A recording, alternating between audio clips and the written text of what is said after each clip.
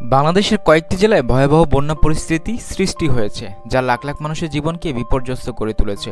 ফেনী জেলায় প্রায় ৩ লাখ মানুষ পানিবন্দী অবস্থায় আছেন, যেখানে খাবারের তীব্র সংকট দেখা দিয়েছে। বিদ্যুৎ ও মোবাইল সেবা বিচ্ছিন্ন থাকায় মানুষের উদ্বেগ উৎকণ্ঠাও ক্রমাগত বাড়ছে। ঢাকা চট্টগ্রাম মহাসড়কে পানি ওঠায় যান চলাচলের ব্যাপক ব্যাঘাত ঘটেছে, যা সাধারণ মানুষের দুর্ভোগ বাড়িয়ে দিয়েছে।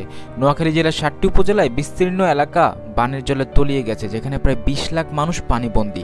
একইভাবে কুমিল্লার ১৪টি জেলার ১১৮টি ইউনিয়ন বন্যার পানিতে তলিয়ে গেছে, যেখানে প্রায় ৬.৫ লাখ মানুষ পানিবন্দী। জেলার ৫৫০ আশ্রয়কেন্দ্রে প্রায় ৪৪,০০০ মানুষ আশ্রয় নিয়েছেন, তবে ত্রাণ সহায়তা এখনও সব জায়গায় পৌঁছায়নি। লক্ষ্মীপুর জেলায় বন্যা পরিস্থিতি আরও খারাপ হয়েছে, যেখানে ৭ লাখ মানুষ পানিবন্দী। আরও ২০,০০০ মানুষ আশ্রয়কেন্দ্রে রয়েছেন, তবে বেশিরভাগ আশ্রয়কেন্দ্র পানি ঢুকে পড়েছে। এর ফলে বিশুদ্ধ পানি ও খাবারের সংকট প্রকট আকার ধারণ করেছে।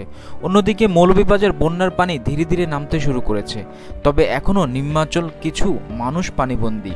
হবিগঞ্জ ও ব্রাহ্মণবাড়িয়াতেও একই ধরনের পরিস্থিতি দেখা দিয়েছে। যদিও কিছু এলাকার পানি কমতে শুরু করেছে, তবে বন্যার ক্ষয়ক্ষতি স্পষ্ট হয়ে উঠছে।